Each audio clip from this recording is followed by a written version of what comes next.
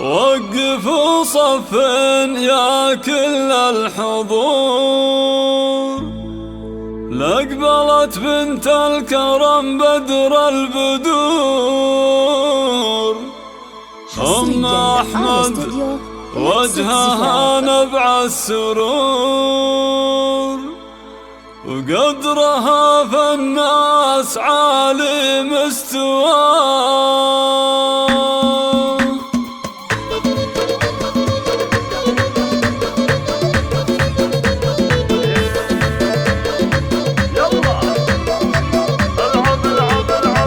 وقفوا صف يا كل الحضور، لأقبلت بنت الكرم بدر البدور. أم أحمد وجهها نبع السرور، قدرها في الناس عالي مستوى.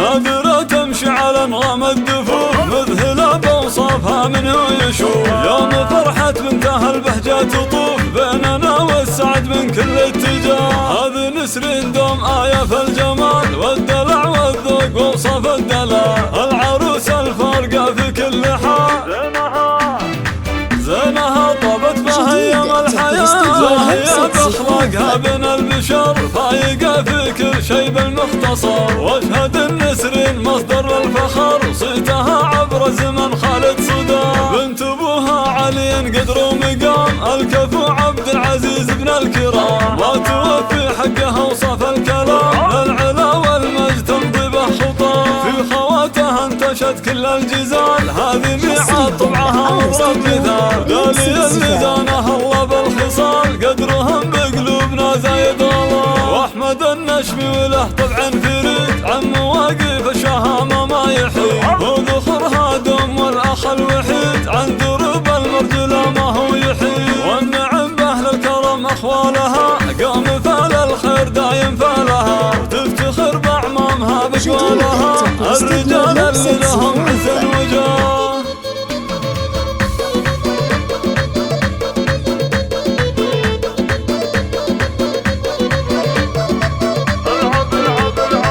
وقفوا صف يا كل الحضور، لأقبلت بنت الكرم بدر البدور. أم أحمد وجهها نبع السرور، قدرها في الناس عالي مستوى.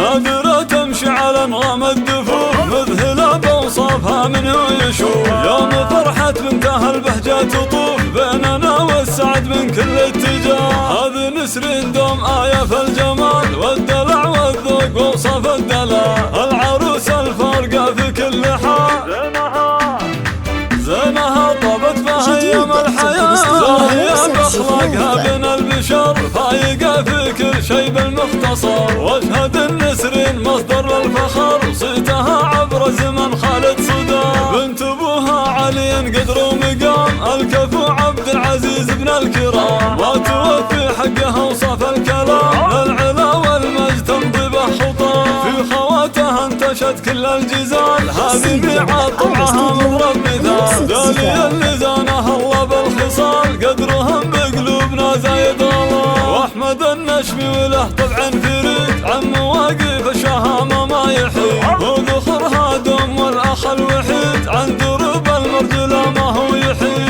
والنعم باهل الكرم اخوالها، قام فال الخير دايم فالها. تفتخر باعمامها بقوالها، الرجال اللي لهم عز الوجاه.